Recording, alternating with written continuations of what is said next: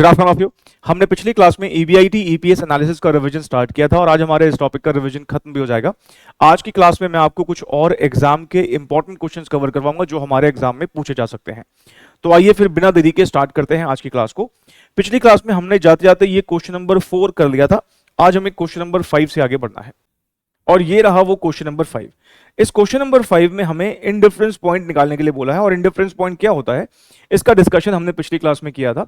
Indifference point वो EBIT होता है जहां पर दो कैपिटल स्ट्रक्चर हमको सेम ईपीएस देते हैं। इसका मतलब अगर हमें इंडिफरेंस पॉइंट निकालने के लिए बोलेगा तो हमें दिमाग में क्या लेके आना है कि हमें ईबीआईटी कंप्यूट करना है, ऐसा ईबीआईटी जहां पर दो कैपिटल स्ट्रक्चर्स मुझे सेम ईपीएस देंगे। इसका मतलब हमारे पास दो ऑल्टरनेटिव होना जरूरी है। जैसे कि आप यहां पर भी देखिए तो हमारे पास दो ऑल्टरनेटिव्स हैं पैसा रेज करने के, और हमें अब करना क्या है, इन दोनों प्लान्स के ईपीएस को हमें इक्वेट करना है और उस इक्वेशन की मदद से हमको इंडिफरेंस पॉइंट मतलब ईबीआईटी निकालनी है। हमें ईपीएस जो है, हम जो ईपीएस जो है वो इक्वेशन की मदद से कैसे कंप्यूट करते हैं इसके बारे में मैंने आपसे पिछली क्लास में बात करी थी। आइए जरा यहां पर भी हम उस कॉन्सेप्ट को रिवाइज करते हुए इस क्वेश्चन को सॉल्व करते हैं। हम यहां पर क्या करेंगे, हम यहां पर कहेंगे भी देखो इंडिफरेंस पॉइंट पर दोनों प्लान्स की जो ईपीएस है वो बराबर होगी, है ना। EPS of plan A is equals to EPS of plan B. और इक्वेशन की मदद से ईपीएस कैसे निकलता है, हमने कहा था भी देखो हम पहले ईबीआईटी में से इंटरेस्ट माइनस कर देंगे, ये आ जाएगा ईबीटी। इस ईबीटी को 1 माइनस टैक्स रेट से मल्टीप्लाई कर देंगे। जैसे ही हम 1 माइनस टैक्स रेट से मल्टीप्लाई करेंगे तो क्या आ जाएगा, अर्निंग आफ्टर टैक्स। और अर्निंग आफ्टर टैक्स में से हम प्रेफरेंस डिविडेंड को माइनस करेंगे तो earning available for equity shareholder आ जाएगा, जिसको हम डिवाइड कर देंगे किससे, नंबर ऑफ इक्विटी शेयर से। ऐसे ही यहां पर भी हम क्या बोलेंगे, ईबीआईटी माइनस इंटरेस्ट, ईबीटी हो जाएगा 1 माइनस टैक्स रेट से मल्टीप्लाई करेंगे, अर्निंग आफ्टर टैक्स होगा, और माइनस प्रेफरेंस डिविडेंड करेंगे तो earning available for equity share holder हो जाएगा, डिवाइड कर देंगे नंबर ऑफ इक्विटी शेयर से। याद है ना आपको। फिर मैंने आपसे कहा था भी ध्यान रखें दो प्लान्स का इंटरेस्ट अलग अलग हो सकता है, दो प्लान्स का प्रेफरेंस डिविडेंड अलग अलग हो सकता है, दो प्लान्स के नंबर ऑफ इक्विटी शेयर्स भी डिफरेंट हो सकते हैं। इसलिए हमें यहां पर I1 लिखना है, यहां पर I2 लिखना है, मतलब interest under plan 1, interest under plan 2। आप 1 और 2 की जगह A और B भी यूज कर सकते हैं, interest under plan A, interest under plan B। ऐसे ही प्रेफरेंस डिविडेंड के नीचे भी हमें 1 और 2 लगाना है, क्योंकि प्लान 1 का प्रेफरेंस डिविडेंड प्लान 2 के प्रेफरेंस डिविडेंड से डिफरेंट हो सकता है। ऐसे ही यहां पर भी हमें N1 और N2 लगाना है, बिकॉज नंबर ऑफ शेयर्स भी डिफरेंट हो सकते हैं। लेकिन ईबीआईटी के नीचे मैंने कोई 1 और 2 नहीं लगाया, क्योंकि हम तो ईबीआईटी कंप्यूट करेंगे और वो एक ही ईबीआईटी आएगी और उसी ईबीआईटी पर दोनों कैपिटल स्ट्रक्चर पे ईपीएस सेम आता है। मैंने टैक्स रेट के नीचे भी 1 2 नहीं लगाया। क्यों नहीं लगाया, बिकॉज टैक्स रेट से भी जो टैक्स रेट है वो भी हमारे कैपिटल स्ट्रक्चर से अफेक्ट नहीं होती।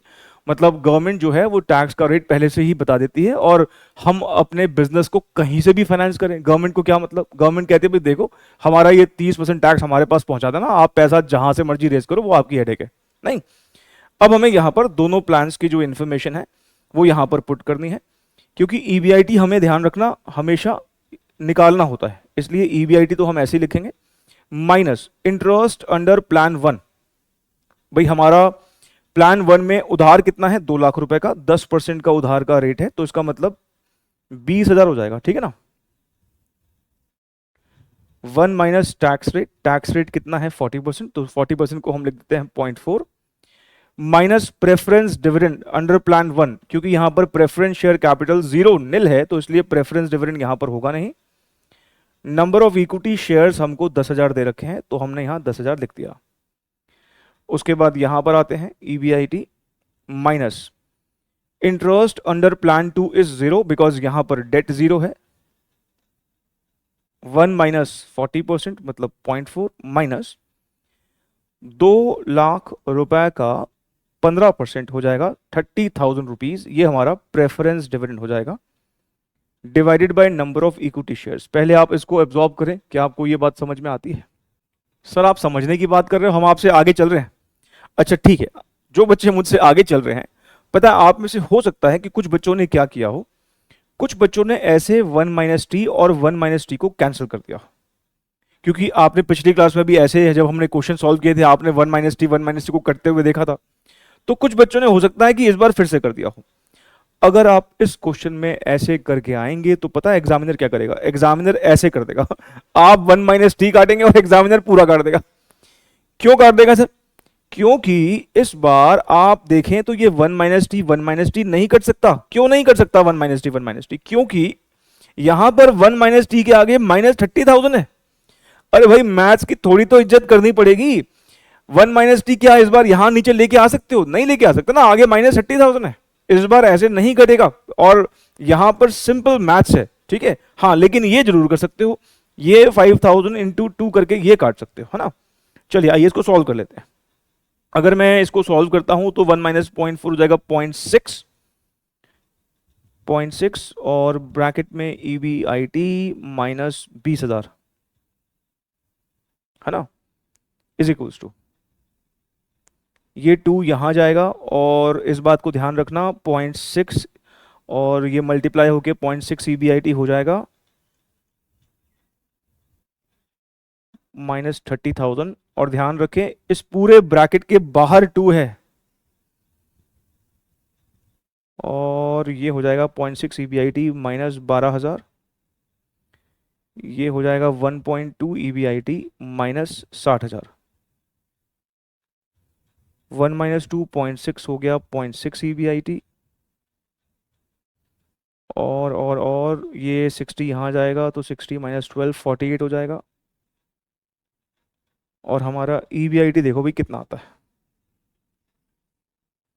जरा चेक करके बताओ EBIT हमारा कितना आ रहा है। सर ये आ रहा है 80,000। तो हम क्या कह सकते हैं, देयरफॉर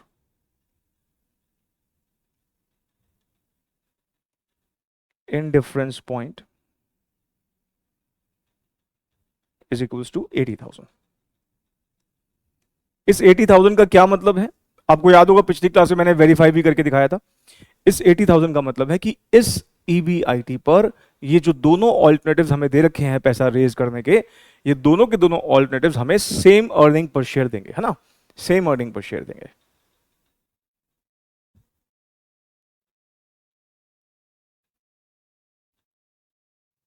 देखिए अगला क्वेश्चन जो मैं आपको करवा रहा हूं ये एक काफी इंपॉर्टेंट क्वेश्चन है। इस तरह के क्वेश्चन जो है हमारे एग्जाम में आ जाते हैं। क्वेश्चन नंबर 6 है।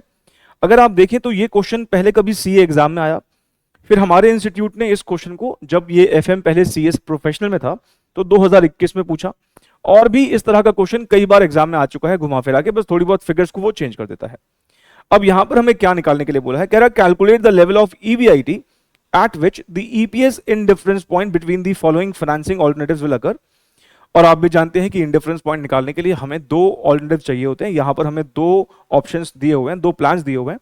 पहला प्लान हमारा क्या है कि हम 6 लाख रुपए इक्विटी से रेज करें, 6 लाख रुपए इक्विटी से रेज करें और 4 लाख रुपए डिबेंचर से रेज करें, ये हमारा पहला प्लान है। और दूसरा ऑप्शन ये है कि हम 4 लाख रुपए इक्विटी, 2 लाख रुपए प्रेफरेंस और 4 लाख रुपए डिबेंचर से रेज करें। मतलब अगर आप देखेंगे दोनों ही केसेस में 10 लाख रुपए का हमें पैसा रेज करना है। पहले केस में सिर्फ डेट और इक्विटी का मिक्सचर है और दूसरे केस में डेट इक्विटी प्रेफरेंस तीनों का मिक्सचर है। अब क्योंकि हमें यहां पर ईपीएस निकालना होता है और ईपीएस निकालने के लिए हमें दोनों प्लान्स का इंटरेस्ट, दोनों प्लान्स का प्रेफरेंस डिविडेंड, दोनों प्लान्स के नंबर ऑफ शेयर्स वगैरह चाहिए होंगे, तो हम ना पहले एक यहां पर एक वर्किंग नोट बना लेते हैं। हम यहां पर प्लान 1 और प्लान 2 की जो डिटेल्स हैं पहले वो लिख लेते हैं, है ना।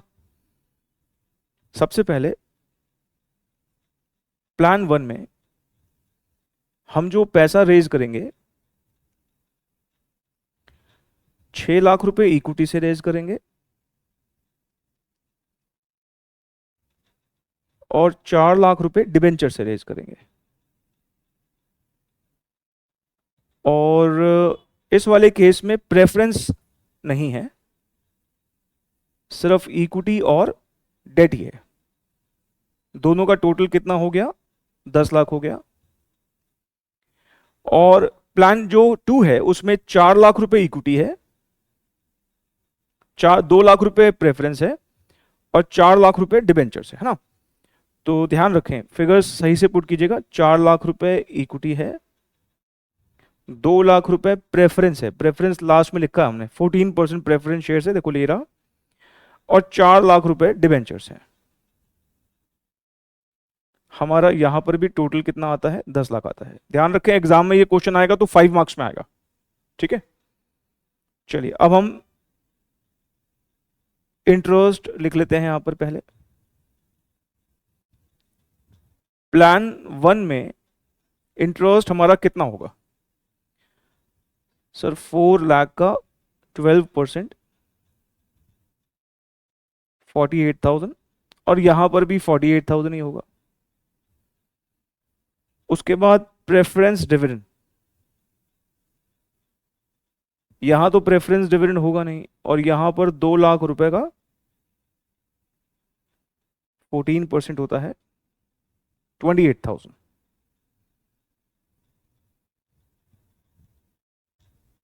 उसके बाद नंबर ऑफ इक्विटी शेयर्स, देखिए बताइए क्या हमें इस क्वेश्चन में कहीं पर भी बताया है कि इक्विटी शेयर जो है हमारा एक कितने वैल्यू का होगा? सर ये तो नहीं बताया, देखो बता रखा होगा। हाँ हाँ सर बताया है, बताया है, ये देखो ये लास्ट में बताया है ना। Assuming that corporate tax rate is 35% and par value of equity share is 10 रुपए, है ना, यहां बताया है, तो हमें एजम्पशन लेने की जरूरत नहीं है। तो हम यहां पर फिर क्या करेंगे, नंबर ऑफ इक्विटी शेयर्स निकालने के लिए 6 लैक्स डिवाइड बाई 10, 60,000, और यहां पर 4 लाख डिवाइड बाई 10,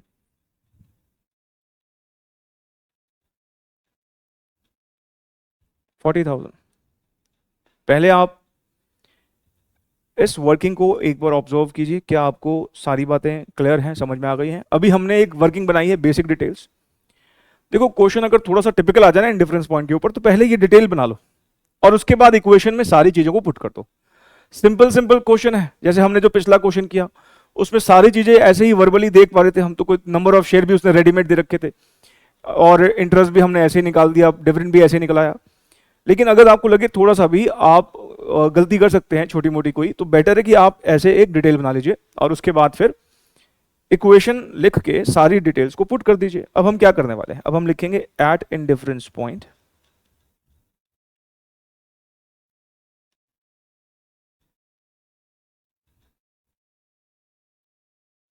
बताइए क्या लिखें सर? EBIT minus I1। अब तो आपको पता ना 1 और 2 कहां कहां लगाना है, टैक्स रेट के नीचे कुछ नहीं लगाना ना। फिर preference dividend 1 N1,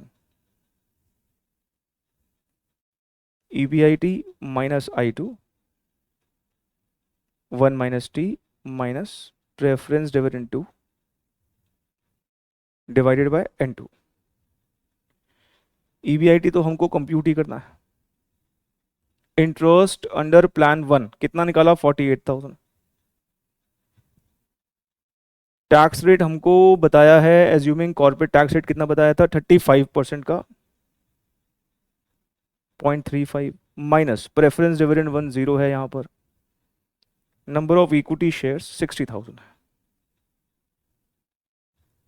EBIT minus interest under plan 2 कितना है? 48,000, 1 माइनस 0.35, और यहां पर हमारा प्रेफरेंस डिविडेंड है 28,000। अब ध्यान रखना सिंपल मैथ्स है, अब मैथ्स की गड़बड़ मत कराना। क्या यहां पर 1 - T कट सकता है? नहीं कटेगा। क्यों? क्योंकि आगे यहां पर -28,000 है, ठीक है। तो यहां 1 - T नहीं कर सकता, लेकिन हाँ ये जरूर हो सकता है कि 20 इंटू 240, 20 इंटू 360, तो ये कट जाएगा। अब हम यहां पर क्या करेंगे, 2 बाहर रहेगा ब्रैकेट के, और ये हो जाएगा 0.65 EBIT माइनस 48,000 और ब्रैकेट क्लोज। ध्यान रखें 2 इस पूरे ब्रैकेट के बाहर है, 3.65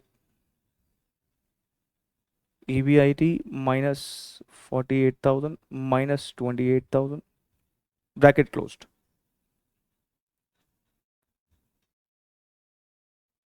आप अगर चाहें तो ऐसा कुछ कर सकते हैं कि पहले इस 2 को 0.65 से मल्टीप्लाई अगर हम कर देते हैं तो ये हो जाएगा 1.3।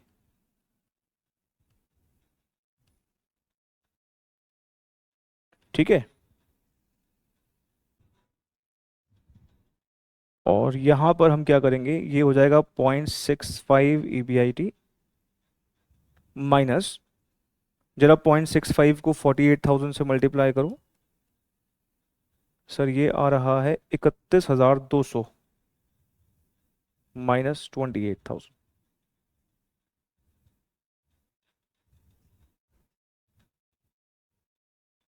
तो ये ब्रैकेट भी अगर हम खोल देंगे तो 1.3 EBIT माइनस 48,000 को 1.3 से मल्टीप्लाई करके बताओ कितना आता है सर, ये आ रहा है 62,400। 62,400 इज इक्वल्स टू 3.65 EBIT। आपको पता ना ये माइनस माइनस ये, क्योंकि दोनों आपस में ये जो दोनों प्लस हो जाएंगे है ना, 31,200 प्लस 28,000 माइनस 59,200। देखो अब इतनी तो मैथ्स ना आपको मुझे लगता है आती होगी, तो अब आप इस ब्रैकेट को भी खोल सकते हैं। 0.65 को 3 से मल्टीप्लाई कर दोगे तो ये हो जाएगा 1.95 EBIT। 59,200 को अगर आप 3 से मल्टीप्लाई करोगे तो ये आएगा 177,600।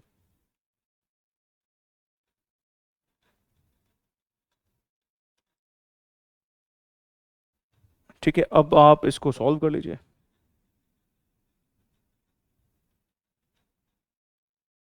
बताइए सर, ये हो जाएगा 0.65 EBIT, 1.95 माइनस 1.3, और ये जो है इधर आ जाएगा तो 177,600 में से मैं अगर 62,400 माइनस कर देता हूँ 1,15,200, तो हमारा EBIT कितना आ जाएगा सर? फैंसी सी फिगर आ रही है, आने दो, क्या दिक्कत है। 1,77,231। Therefore, indifference point is equals to 1,77,231।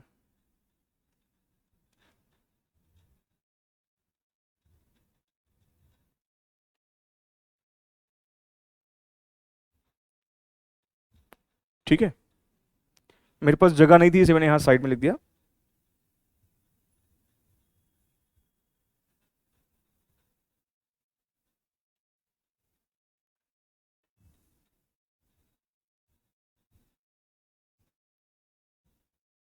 Next question जो मैं आपको सॉल्व करा रहा हूं बहुत ही प्यारा क्वेश्चन है, और हमारे एग्जाम में ये एज इट इज 5 मार्क्स में आ सकता है। हमारे इंस्टीट्यूट ने पहले कभी CS प्रोफेशनल में इसको 5 नंबर में ही पूछा था। अब इस क्वेश्चन में क्या है, आइए पहले इसको रीड कर लेते हैं। देखो यहां पर भी हमें 2 प्लान्स दे रखे हैं, है ना, और दोनों प्लान से हम पैसा कहां कहां से रेज कर रहे हैं वो भी बताया है। प्लान 1 में कह रहा है हम इक्विटी से 8 लाख रेज करेंगे, डिबेंचर से 4 लाख रेज करेंगे, और प्लान 2 में 8 लाख इक्विटी और 4 लाख प्रेफरेंस से रेज करेंगे। अब यहां जो अलग चीज है ना वो ये कि इस क्वेश्चन में हमें इंडिफरेंस पॉइंट दे रखा है। कह रहा EBIT एट इंडिफरेंस पॉइंट कितना, 4,80,000, मतलब इंडिफरेंस पॉइंट उसने खुद ही दे दिया, तो बहुत ऑब्वियस सी बात है यहां मुझसे वो इंडिफरेंस पॉइंट तो मांगेगा नहीं, यहां मुझे वो कुछ और ही कैलकुलेट करने के लिए बोलेगा। आइए देखते हैं क्या कैलकुलेट करने के लिए बोला है। टैक्स रेट 30% है, इस बार वो हमसे कह रहा है calculate the rate of dividend on preference shares. मैंने जैसे ही इसने ये मांगा कि rate of dividend on preference shares निकालो, मेरी नजर गई प्रेफरेंस शेयर पर। अरे हाँ, इस बार प्रेफरेंस डिविडेंड का रेट तो दे ही नहीं रखा। और बड़ी ऑब्वियस सी बात है, जब आपको प्रेफरेंस डिविडेंड का रेट ही नहीं पता तो जब आप इक्वेशन लिखेंगे इंडिफरेंस पॉइंट वाली तो उसमें आप प्रेफरेंस डिविडेंड का अमाउंट तो लिख ही नहीं पाएंगे, क्योंकि प्रेफरेंस डिविडेंड का अमाउंट लिखने के लिए आपको प्रेफरेंस डिविडेंड का रेट चाहिए। अच्छा, इस बार EBIT मुझे पता है, मतलब इंडिफरेंस पॉइंट पता है, तो EBIT तो मैं उस इक्वेशन में लिख दूंगा, प्रेफरेंस डिविडेंड में लिख ही नहीं पाऊंगा क्योंकि मेरे को डिविडेंड का रेट नहीं पता। इसका मतलब इस बार हमारी उस इक्वेशन से प्रेफरेंस डिविडेंड का अमाउंट निकल के आएगा।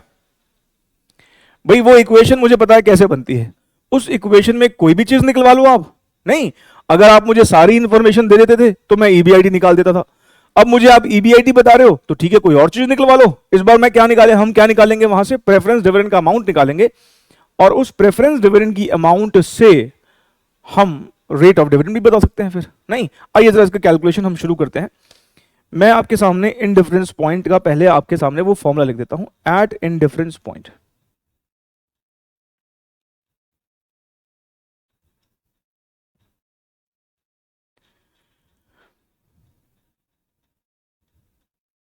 EBIT minus I1 1 minus T minus preference dividend 1 upon N1। EBIT minus I2 1 minus T minus preference dividend 2 divided by N2। ठीक है जी। EBIT इस बार हमको पता है 4,80,000 है, माइनस इंटरेस्ट अंडर प्लान 1। बताइए जी इंटरेस्ट कितना होगा? सर 4 लाख रुपए का 12% अगर हम करेंगे तो 4 लाख का 12% करने पर कितना आता है? 48,000 आता है ना? तो यहां पर हम इंटरेस्ट लिख सकते हैं 48,000। 1 माइनस टैक्स रेट हमको 30% का दिया है 0.3। पहले वाले प्लान में क्योंकि डिविडेंड प्रेफरेंस कैपिटल नहीं है तो 0 हो जाएगा, divided by number of equity shares. Sir number of equity shares बताया है, एक शेयर 10 रुपए का है, 8 लाख डिवाइड बाय 10 हो गया 80,000। 80,000। और इधर भी EBIT हमको पता ही है 4,80,000 है। इंटरेस्ट सेकंड वाले प्लान में होगा नहीं क्योंकि यहां तो हमने डेट रेज ही नहीं किया। टैक्स रेट वही 0.30 और प्रेफरेंस डिविडेंड हमको इस बार नहीं पता, वही तो निकालना है। नंबर ऑफ इक्विटी शेयर्स हमारे सेकंड वाले प्लान में भी 80,000 ही है बिकॉज यहां पर भी 8 लाख रुपए की कैपिटल है, डिवाइड बाय 10 80,000। इस बार ये 80 और ये 80 आपस में कैंसिल हो गया है ना। आइए अब आगे बढ़ते हैं। 4,80,000 में से अगर आप 48,000 को माइनस करोगे तो मुझे बताओ जरा कितना आ रहा है? सर ये आ रहा है 4,32,000 इंटू 0.70। ठीक है, और यहां पर भी 4,80,000 इंटू 0.7 माइनस प्रेफरेंस डिविडेंड 2। 432 को 0.7 से मल्टीप्लाई करोगे तो ये आ जाएगा 3,02,400 और 480 को मल्टीप्लाई करोगे तो ये आ जाएगा 3,36,000 माइनस प्रेफरेंस डिविडेंड 2। जरा बताइए प्रेफरेंस डिविडेंड 2 कितना आ रहा है? सर ये आ रहा है 33,600। अब हमने अमाउंट ऑफ प्रेफरेंस डिविडेंड तो निकाल दिया, लेकिन ध्यान रखें अमाउंट ऑफ प्रेफरेंस डिविडेंड इसने मुझसे मांगा नहीं है, इसने मुझसे मांगा है what is the rate of preference dividend, percentage of preference dividend इसने मुझसे मांगा है। अब जब मैंने अमाउंट ऑफ प्रेफरेंस डिविडेंड निकाल दिया और जिस पर्टिकुलर कैपिटल पर ये डिविडेंड दिया जाता है वो कैपिटल भी मुझे पता है, तो क्या मैं इसको परसेंटेज में नहीं कन्वर्ट कर सकता? भाई डिविडेंड का अमाउंट पता है, कैपिटल का अमाउंट पता है, तो रेट ऑफ डिविडेंड तो हम निकाल ही सकते हैं। आप मुझे जरा सोच के बताइए, तीन चीजें होती हैं। क्या क्या तीन चीजें होती हैं? अगर मान लो आपको अमाउंट ऑफ डिविडेंड कंप्यूट करना हो, जो पहले आप कंप्यूट कर भी रहे थे, तो बताओ जरा कैसे कंप्यूट करते थे आप? सर हम प्रेफरेंस शेयर कैपिटल का अमाउंट लेते थे और उसको रेट ऑफ डिविडेंड से मल्टीप्लाई कर देते थे। भाई अमाउंट ऑफ डिविडेंड कैसे निकालते थे आप? प्रेफरेंस शेयर कैपिटल पर रेट ऑफ डिविडेंड को अप्लाई कर देते थे। अब मैं कह रहा हूं आपको कि हमें यहां पर ये अमाउंट ऑफ डिविडेंड पता है, ये प्रेफरेंस शेयर कैपिटल पता है, तो क्या इस बार आप रेट ऑफ डिविडेंड नहीं निकाल पाओगे क्या? रेट ऑफ डिविडेंड के लिए क्या करोगे आप? रेट ऑफ डिविडेंड के लिए डिविडेंड को प्रेफरेंस शेयर कैपिटल से डिवाइड कर देंगे, सिंपल। नहीं, आओ जी रेट ऑफ डिविडेंड हम यहां पर निकाल देते हैं। देखो सिंपल सी बात समझो, अगर मान लो मैं आपको ये बता दूं कि डिबेंचर का अमाउंट मान लो 10 लाख रुपए है, ठीक है, और मैं आपको ये बताऊं कि मैंने 1 लाख रुपए का ब्याज पे किया है, तो क्या मुझे आप रेट ऑफ इंटरेस्ट नहीं बता सकते? बता सकते हो कैसे? 1 लाख को 10 लाख से डिवाइड करके। यहां पर भी वही कह रहा हूं, मैंने आपको ये बता दिया कि मैंने डिविडेंड 33,600 पे किया है और जो कैपिटल पर पे किया है मैंने आपको वो भी बता दिया। कैपिटल हमें यहां पे कितने की दे रखी है? 4 लाख रुपए की। इसका मतलब 33,600 4 लाख पे ही पे हुआ होगा ना, तो आप इससे रेट ऑफ डिविडेंड निकाल सकते हो। तो लिखिएगा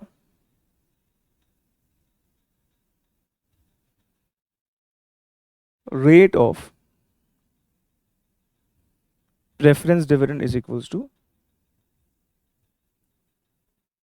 preference dividend divided by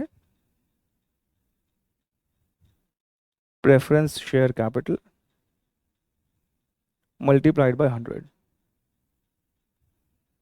33,600 divided by 4 lakh into 100.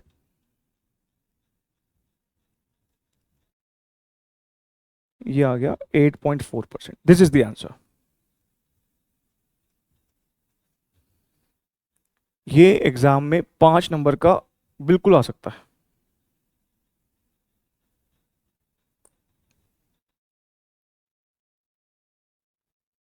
देखो हमने ना इस टॉपिक का जो कैलकुलेशन वाला पार्ट है वो सीख लिया है.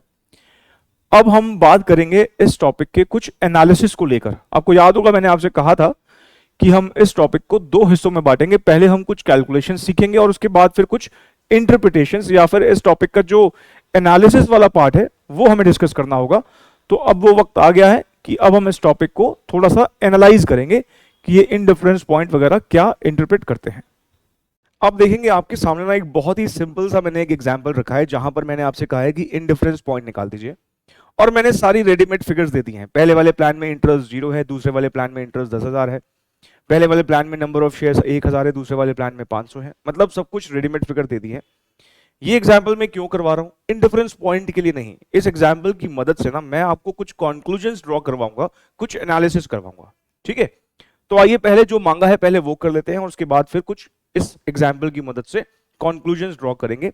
इनडिफरेंस पॉइंट का मतलब हमें ईबीआईटी कंप्यूट करना है और हम 2 इक्वेशन को आमने सामने रख देते हैं. EBIT minus I1 multiplied by 1 minus tax rate. क्योंकि हाँ प्रेफरेंस डिविडेंड नहीं है तो मैं माइनस पीडी नहीं कर रहा हूं. Divide by N1 EBIT minus I2 multiplied by 1 minus tax rate divided by N2. पहले वाले प्लान में इंटरेस्ट नहीं है तो ईबीआईटी माइनस 0, 1 माइनस 40% मतलब 0.4 हो गया divided by 1000 is equals to EBIT minus interest कितना है 10,000 multiplied by 1 minus 0.4 divided by 500. ये 1 ये 2 कैंसिल, ये आपस में कैंसिल हो गया नहीं. तो ईबीआईटी इज इक्वल्स टू 2 यहां चले जाएगा, ईबीआईटी माइनस 10,000 और ये ब्रैकेट अगर हम ओपन करेंगे तो ये 2 ईबीआईटी माइनस 20,000 हो जाएगा. और इसको सॉल्व कर लेते हैं तो हमारी यहाँ पर जो ईबीआईटी आ रही है वो 20,000 आ रही है. इसका मतलब क्या है सर? इस ईबीआईटी पर हमारा जो है दोनों प्लान्स का ईपीएस सेम आएगा नहीं? ऐसा ही है. तो ना मैं अब इसके नीचे आपको एक काम करने के लिए दे रहा हूं. मैं कह रहा हूं कि आप क्या कीजिए, calculate EPS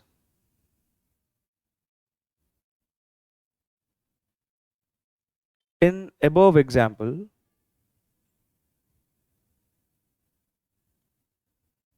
at EBIT of rupees 20,000, B EBIT of rupees 30,000, C EBIT of rupees 15,000. आप में से कुछ बच्चे शायद ये समझ पा रहे होंगे कि मैं यहां पर क्या कंक्लूजन्स ड्रॉ करवाना चाहता हूं. देखिए अगर हम फ्यूचर में 20,000 की ईबीआईटी एक्सपेक्ट कर रहे हैं तो फिर आप प्लान ए के थ्रू पैसा रेज करें या प्लान बी के थ्रू पैसा रेज करें, मतलब प्लान ए में डेट नहीं है, चाहे आप डेट ना रेज करें या डेट रेज करें कोई फर्क नहीं पड़ता. लेकिन अगर आप फ्यूचर में 20,000 से ज्यादा का ईबीआईटी एक्सपेक्ट कर रहे हैं, मैंने यहां पर एग्जांपल में 30 ले लिया, आप कुछ और भी ले सकते हैं, या फिर आप 20,000 से कम एक्सपेक्ट कर रहे हैं, तो ऐसे सिनेरियो में कौन सा वाला प्लान बेहतर होगा, इस बात को हमें एनालाइज करना है. तो मैंने आपसे क्या बोला कि आप ना इन तीनों लेवल पर, मतलब 20,000 के ईबीआईटी पर, 30,000 के ईबीआईटी पर और 15,000 के ईबीआईटी पर मुझे ना ईपीएस निकाल के दिखा दो. तो ठीक है, हम यहां पर निकाल देते हैं, क्या प्रॉब्लम है। सबसे पहले हम EBIT ले लेते हैं 20,000 का, और ये तो हमने देख ही लिया कि यहां पर तो भाई क्योंकि ये इंडिफरेंस पॉइंट है, यहां तो दोनों ऑप्शंस में ईपीएस सेम आएगा। अब अगर आप हमारे यहाँ प्लान्स देखोगे तो एक प्लान का नाम है इक्विटी प्लान और दूसरे प्लान का नाम है डेट प्लान। अब इसमें ऑफ कोर्स डेट नहीं है, सिर्फ इक्विटी इक्विटी है, इसलिए इसको इक्विटी प्लान बोल दिया। यहां पर इक्विटी भी है लेकिन डोमिनेट डेट कर रहा है, इसलिए इसको डेट प्लान बोल दिया। अब हमें यहां पर करना क्या है, हमें ईपीएस क्योंकि कंप्यूट करना है, तो हम भी यहां पे हेडिंग दे देते हैं इक्विटी प्लान और डेट प्लान।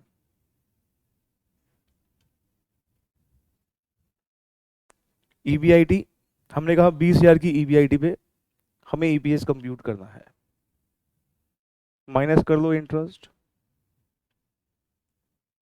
पहले वाले ऑप्शन में तो इंटरेस्ट है ही नहीं, दूसरे वाले में 10,000 है। EBD आ जाएगा हमारा 20,000, 10,000, सरकार को टैक्स दे देंगे 40% बोला हुआ है, 8,000, 4,000, ये आ जाएगा हमारा EAT 12,000, 6,000। क्योंकि प्रेफरेंस शेयर्स नहीं है तो यही EAT सारा का सारा इक्विटी वालों के लिए हो जाएगा। नंबर ऑफ इक्विटी शेयर्स तो हमें यहाँ इसने बता ही रखे हैं, तो EPS निकाल सकते हैं 12,000 डिवाइडेड बाय, यहाँ पे 1,000 है और यहाँ पर 6,000 डिवाइडेड बाय 500 है। ठीक है ना, नंबर ऑफ शेयर्स 1,000 और 500 थे ना, तो आप देख लीजिए यहाँ पर भी 12 रुपये आ रहा है, यहाँ पर भी 12 रुपये आ रहा है। अब मैं आपको ना थोड़ा टाइम दे रहा हूँ, आप क्या कीजिए, अब आप मुझे ना EPS निकाल के बताइए दोनों प्लान्स में, एक बार 30,000 की EBIT पर और एक बार 15,000 की EBIT पर। ठीक है, करिए, आप करिए।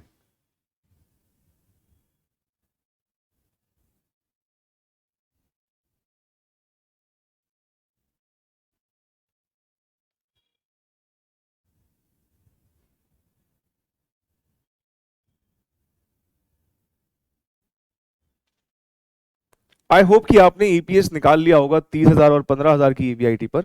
सबसे पहले 30,000 की EBIT देख लेते हैं जो कि इन डिफरेंस पॉइंट से ज्यादा है। अगर EBIT इन डिफरेंस पॉइंट से ज्यादा है तो आप देखिए उस केस में ज्यादा बेहतर EPS डेट प्लान दे रहा है। डेट प्लान में हमारी EPS 24 रुपए की आई है और इक्विटी वाले प्लान में हमारी EPS 18 रुपए की आई है। इसका क्या कंक्लूजन है, अगर हम फ्यूचर में ये एक्सपेक्ट कर रहे हैं कि हमारा जो EBIT है वो इन डिफरेंस पॉइंट से ज्यादा रहने वाला है, तो उस केस में इट्स बेटर कि हम डेट से पैसा रेज करें बजाय कि इक्विटी से। मतलब डेट डोमिनेटेड प्लान हमें प्रेफर करना चाहिए। अभी मैं उसका एक कारण भी दूंगा कि क्यों ऐसा हो रहा है, लेकिन ये बात तो क्लियर है कि अगर हम EBIT ऐसी कमाने की सोच रहे हैं जो इन डिफरेंस पॉइंट से ज्यादा है, तो वहां पर हमको डेट प्लान को प्रेफरेंस देनी चाहिए। और जब हम 15,000 की EBIT पे चेक करते हैं, मतलब कि इन डिफरेंस पॉइंट से कम, 20,000 हमारा इन डिफरेंस पॉइंट था, उससे कम की अगर हम EBIT एक्सपेक्ट कर रहे हैं, तो आप देखिए इक्विटी वाले प्लान का EPS ज्यादा है। इक्विटी वाले प्लान में 9 रुपए आया है और डेट वाले प्लान में 6 रुपए आया है। इसका मतलब अगर हमारी कमाई जो है इन डिफरेंस पॉइंट से कम होने वाली है तो इट्स बेटर उधारी मत लीजिए, आप क्या कीजिए, आप इक्विटी से पैसा रेज करिए। मतलब यहां पर हमारा जो प्रेफरेंस है वो बदल जाएगा।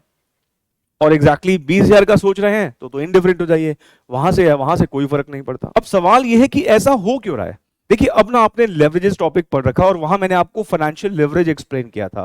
फाइनेंशियल लेवरेज जो है वो किस रिस्क को मेजर करता था, सर वो फाइनेंशियल रिस्क को मेजर करता था। और फाइनेंशियल रिस्क जो है वो किसकी वजह से अराइज होता था, सर वो इंटरेस्ट की वजह से अराइज होता था। अब आप जरा सोचिए, यहां पर एक इक्विटी का प्लान है, एक डेट का प्लान है। इक्विटी वाले प्लान में अगर आप देखोगे यहां तो हमारा इंटरेस्ट है ही नहीं, DFL निकालोगे तो कितना आएगा, 1 आएगा। 1 का मतलब there is no financial risk, क्योंकि इंटरेस्ट ही नहीं है। यहां पर अगर आप DFL निकालोगे तो 20/10 2 टाइम्स आ रहा है, इसका मतलब यहां रिस्क है। इसका मतलब डेट वाले प्लान में क्योंकि रिस्क है और DFL 2 है, तो उसका इंप्लीकेशन क्या हुआ कि अगर EBIT में बदलाव 1% से आएगा तो EPS में बदलाव 1% से नहीं, दुगुना आएगा, 2% से आएगा। मतलब अगर हमारा EBIT 50% से बढ़ेगा तो EPS में बदलाव 50 नहीं, 50 का दुगुना 100% से आएगा। और अगर इंक्रीज होने में ये वैलिड है तो डिक्रीज होने में भी यही वैलिड है। मतलब अगर थप्पड़ पड़ेगा तो ट्वाइस दर्द होगा नहीं, इसका मतलब ये हुआ कि DFL वाले में अगर हमारा ईबीआईटी बदलता है तो ईपीएस में जो बदलाव आने वाला है वो मल्टीप्लाइंग आने वाला है। अब आप जरा सोचिए, मैं इन डिफरेंस पॉइंट से ज्यादा कमाई करने का सोच रहा हूं। अगर मैं इन डिफरेंस पॉइंट से ज्यादा कमाई करने का सोच रहा हूं तो ईपीएस ज्यादा बेहतर तरीके से कहां बढ़ेगा? ऐसे प्लान में जहां डीएफएल कम है या ऐसे प्लान में जहां डीएफएल ज्यादा है? सर, जहां डीएफएल ज्यादा है। इसका मतलब यह हुआ कि अगर हमारा ईबीआईटी हमें लगता है कि हम इन डिफरेंस पॉइंट से ज्यादा कमाएंगे तो डेट प्लान के लिए जाइए, क्योंकि ईपीएस में जो इंपैक्ट आएगा ना इंक्रीज का, वो बहुत बढ़िया आएगा। शेयर होल्डर्स को, मतलब शेयर होल्डर्स को देखोगे तो चांदी चांदी हो जाएगी। क्यों? क्योंकि ईबीआईटी में इंक्रीज जो है वो मल्टीप्लाइंग है। और लेकिन अगर हम ये सोच रहे हैं कि हमारा जो ईबीआईटी है वो इन डिफरेंस पॉइंट से कम है, तो वहां तो शेयर होल्डर को बहुत दिक्कत हो जाने वाली है। कारण क्योंकि हो सकता है कि हम इंटरेस्ट तक को सर्विस ना कर पाए, क्योंकि ईपीएस में गिरावट मल्टीप्लाइंग आती है। हो सकता है कि नेगेटिव ईपीएस ही ना आ जाए। तो कहने का मतलब यह है कि हम कह रहे हैं कि भाई इन डिफरेंस पॉइंट पे हमारी कमाई ठीक है तो दोनों में से कुछ भी कर लो। इन डिफरेंस पॉइंट से ज्यादा कमाई है तो हम रिस्क ज्यादा ले सकते हैं। इन डिफरेंस पॉइंट से कम कमाई है तो हम ज्यादा रिस्क नहीं ले सकते हैं। इसलिए कम रिस्क कहां पर है? जहां पर डीएफएल कम है, मतलब जहां पर इक्विटी डोमिनेट करती है। डेट अगर है भी तो बहुत कम है। तो हमने जो अब फाइनली कंक्लूजन्स ड्रॉ करने हैं वो क्या, कि हमें अब दिखता है तीन ऑप्शंस। इन डिफरेंस पॉइंट जितना ईबीआईटी कमाते हो तो कुछ भी कर लो, इन डिफरेंस पॉइंट से ज्यादा कमाते हो तो वो वाला ऑप्शन ऑप्ट करो जहां पर ईपीएस ज्यादा रेट से बढ़े। और वो कहां बढ़ेगी? जहां डीएफएल ज्यादा होगा। अब ईबीआईटी ज्यादा है तो हम रिस्क भी ज्यादा ले सकते हैं ना, और अगर ईबीआईटी हमारी कम है, मतलब इन डिफरेंस पॉइंट से कम है, तो हम रिस्क ज्यादा नहीं लेना पसंद करेंगे। मतलब हम डेट कम या इक्विटी डोमिनेटेड प्लान को प्रेफर करेंगे। अब ये बात ना एक चार्ट के फॉर्म में भी, एक डायग्राम के फॉर्म में भी समझाई जा सकती है। आइए जरा समझ लेते हैं। इस चार्ट को ना आप कॉन्सेप्ट नंबर 4 बोल सकते हैं। कॉन्सेप्ट नंबर 3 में हमने इंडिफरेंस पॉइंट को डिफाइन किया था। अगर आप इस चार्ट में देखिए तो हमने एक्स एक्सेस में ईबीआईटी को प्रेजेंट किया है और वाई एक्सेस पर ईपीएस को प्रेजेंट किया है। और अगर हम देखें तो यहां पर आपको दो लाइनें जाती हुई दिख रही हैं।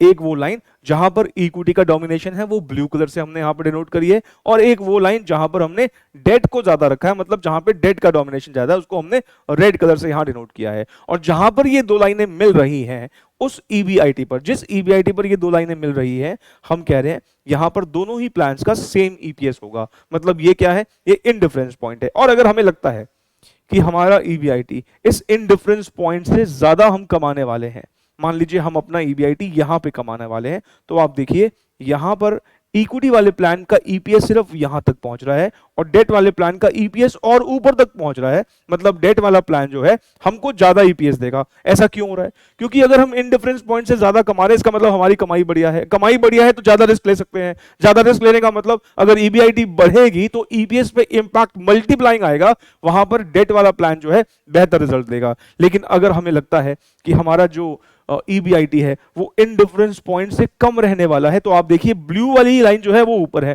ब्लू वाली लाइन का ऊपर होने का मतलब यह है कि इक्विटी वाला प्लान आपको ज्यादा ईपीएस देगा। वो क्यों देगा? क्योंकि अगर हमारा ईबीआईटी इन डिफरेंस पॉइंट से भी कम है, इसका मतलब कमाई ज्यादा नहीं है। कमाई ज्यादा नहीं है तो ज्यादा रिस्क नहीं ले सकते, क्योंकि जितना भी कमाएंगे सब ब्याज में चले जाएगा। इसलिए बेहतर है कि आप वो सोर्स से पैसा रेज करें जिसमें ब्याज नहीं लगता या कम लगता है, मतलब इंटरेस्ट या डेट को कम रखिए।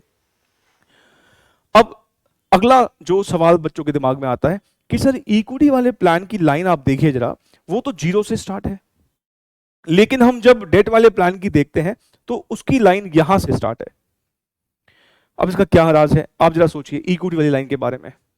अगर हमारा ईबीआईटी जीरो भी हुआ, अगर ईबीआईटी हमारा जीरो भी है, तो हमारा ईपीएस भी क्या होगा? जीरो ही होगा, क्योंकि इंटरेस्ट तो है ही नहीं। ईबीआईटी माइनस इंटरेस्ट जीरो, तो zero EBIT, zero interest, EBT भी जीरो, टैक्स भी जीरो, ईएटी भी जीरो, ईपीएस भी जीरो। इसका मतलब अगर हमारा इंटरेस्ट है ही नहीं, पूरा का पूरा 100% इक्विटी फाइनेंस्ड है, तो उस केस में हमारा ईपीएस भी जीरो होगा। तभी ये देख रहे हो जीरो से स्टार्ट है, तभी ये लाइन कहां से स्टार्ट है? तभी ये लाइन जीरो से स्टार्ट है। लेकिन ध्यान रखें, जिस प्लान में हमारा डेट होता है उस प्लान में ईपीएस पता है कहां पे आता है? जहां हमारा फाइनेंशियल ब्रेक इवन पॉइंट आता है। अब याद करो फाइनेंशियल ब्रेक इवन पॉइंट क्या था? It is that level of EBIT eight which EPS is निल।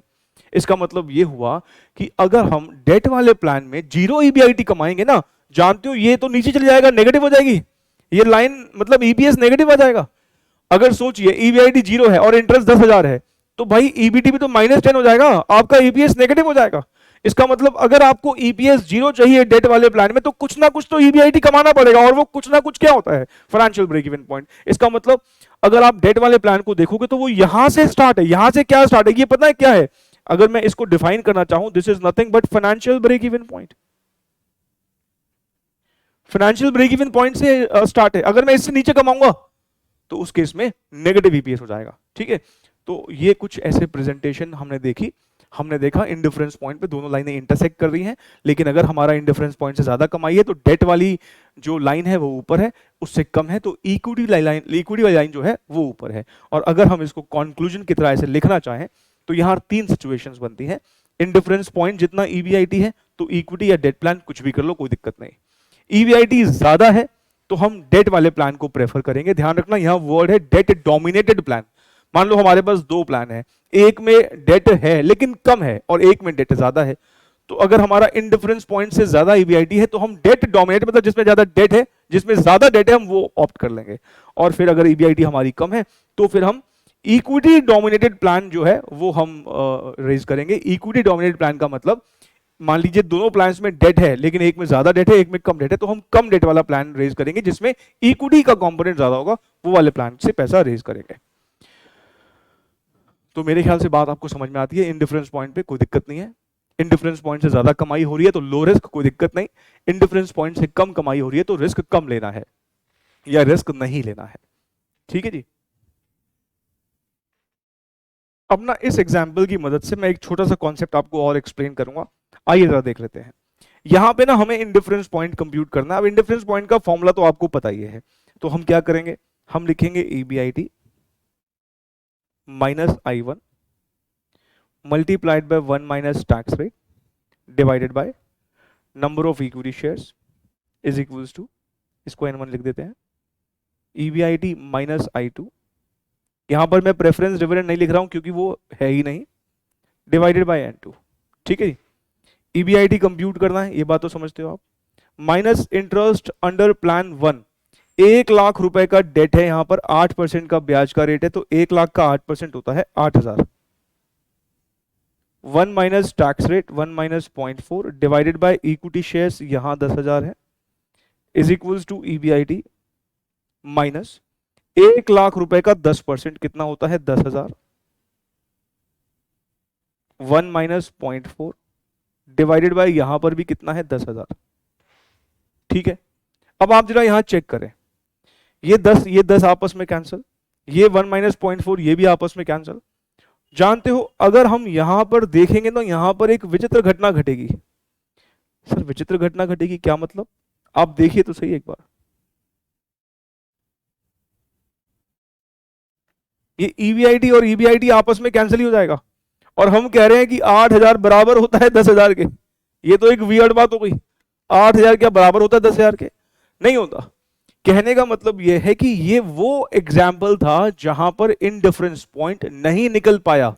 मतलब ये आपके सामने एग्जाम में ये सिचुएशन आ सकती है जहां पर हम बोलेंगे कि इनडिफरेंस पॉइंट जो है वो इनडिटरमिनेट है। इनडिटरमिनेट का मतलब होता है can not be computed, can not be calculated. तो ये वो वाला एक एग्जाम्पल है जहां पर इनडिफरेंस पॉइंट निकाला ही नहीं जा सकता। सर ऐसा क्यों कह रहे हैं आप, इंडिफरेंस पॉइंट क्यों नहीं निकल सकता? कोई लॉजिक है इसके पीछे? हाँ लॉजिक है। आप जरा देखिए, 2 प्लान है, दोनों में इक्विटी शेयर्स तो सेम ही है, दोनों में इक्विटी शेयर्स तो सेम है, मतलब इक्विटी के लिहाज से देखोगे तो दोनों प्लान एक जैसे हैं। ठीक है, लेकिन जब डेट की बात होती है तो एक जगह आपको उधारी 8% डेट से मिल रही है और दूसरी जगह 10% डेट से मिल रही है। तो आप जरा सोचिए, क्या इन दोनों प्लान में कोई भी बराबरी हो सकती है? ईपीएस बराबर होने का मतलब मैं पता है क्या कह रहा हूं कि एक सिचुएशन ऐसी आ सकती है जहां पर ये दोनों प्लान एक जैसे हो जाएंगे, हम ये करें या ये करें कोई फर्क नहीं पड़ता। लेकिन यहां पर आप सोचिए इन दोनों में बराबरी है ही नहीं। 8% डेट जहां से आपको मिल रहा है वो हमेशा से ही बेहतर होगा, हमेशा ही बेहतर होगा। ये प्लान कभी भी प्लान बी के मुकाबले में बेकार हो ही नहीं सकता। This plan will always be superior to plan B. क्यों? क्योंकि यहां पे उधारी सस्ती मिल रखी है। आप अगर कॉमन सेंस यूज करेंगे तो आपको साफ साफ दिखेगा कि इक्विटी के लिहाज से देखोगे तो ये दोनों प्लान्स बिल्कुल सेम फूटिंग पे हैं। इसका मतलब अगर कुछ डिसाइड करेगा कि कौन सा प्लान बेहतर है तो वो डेट है, और प्लान ए के पास क्लियर कट एडवांटेज है कि यहां पर 8% कम रेट ऑफ इंटरेस्ट है, तो ये इस प्लान को तो बेहतर होना ही है। दोनों प्लान्स के बीच में कोई बराबरी नहीं है। देखो, इन डिफरेंस पॉइंट निकालने की बात तब आती है जब कुछ कुछ चीजें एक प्लान में अच्छी हो और कुछ चीजें दूसरे प्लान में अच्छी हो। एग्जाम्पल के तौर पर मैं अगर इस एग्जाम्पल को थोड़ा सा ऐसे बदल दूं, मान लो मैं यहां डेट का अमाउंट 2 लाख कर दूं और इक्विटी का पैसा कम कर दूं, से 5,000 इक्विटी शेयर कर दूं, और यहां पर मैं डेट का अमाउंट सेम ही रहने देता हूं और इक्विटी शेयर भी सेम ही रहने देता हूं, तो पता है फिर क्या है, भले ही प्लान ए में रेट ऑफ इंटरेस्ट कम है लेकिन यहां उधारी ज्यादा है और यहां पर उधारी कम है, तब हम निकाल सकते हैं डिफरेंस पॉइंट। लेकिन जब मुझे क्लियर कट एडवांटेज दिख ही रहा है तो उस केस में तो फिर मुझे हम बोल सकते हैं कि plan A will always be superior to plan B.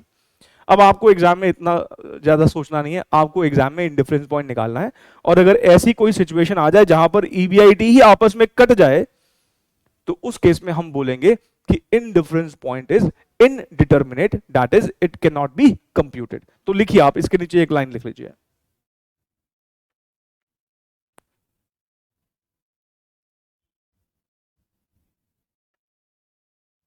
indifference point in this case is indeterminate। क्या वर्ड है? indeterminate। इसका क्या मतलब होता है? that is cannot be determined or computed।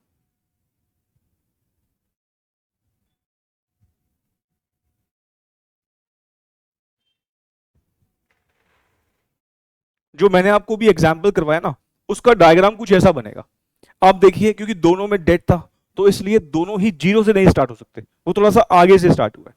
जिसमें उधारी का रेट ऑफ इंटरेस्ट कम था वहां हमारा फाइनेंशियल ब्रेक इवन पॉइंट जल्दी आ जाएगा, और जिसका ज्यादा है वहां हमारा लेट आएगा।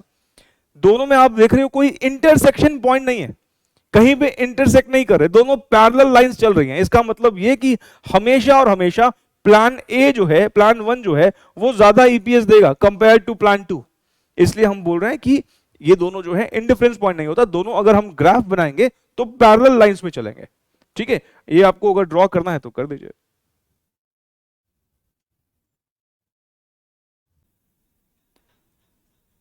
अच्छा, कुछ स्टूडेंट्स का ना मेरे पास मैसेज आया था कि सर आपने ना पिछली क्लास में इंडिफरेंस पॉइंट की डेफिनेशन लिखने का हमको वक्त नहीं दिया था, मतलब पॉइंट नंबर 3 लिखने का मैंने वक्त नहीं दिया था, ऐसा कुछ बच्चों ने कहा।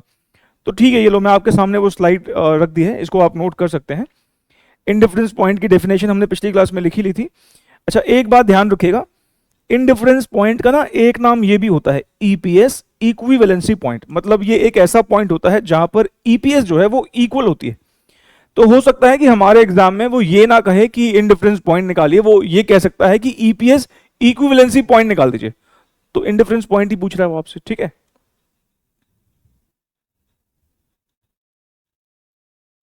तो फाइनली हमारे इस टॉपिक का रिवीजन यहाँ पर खत्म होता है। अगली क्लास में हम इस रिवीजन सीरीज को कंटिन्यू करेंगे एक नए टॉपिक के साथ। हमेशा की तरह वीडियो आपने लाइक करी दी होगी और कमेंट करके प्लीज जरूर बताइएगा कि आपको ये वीडियोस कैसी लग रही हैं, और अगर आपको लग रहा है कि आपको इन वीडियो से बेनिफिट हो रहा है तो प्लीज आप अपने फ्रेंड्स को भी जरूर शेयर कीजिएगा इन वीडियोज को, ताकि उनको भी इन वीडियो से बेनिफिट मिल सके। मिलेंगे नेक्स्ट क्लास में एक नए टॉपिक के साथ। Thank you so very much, take care, bye.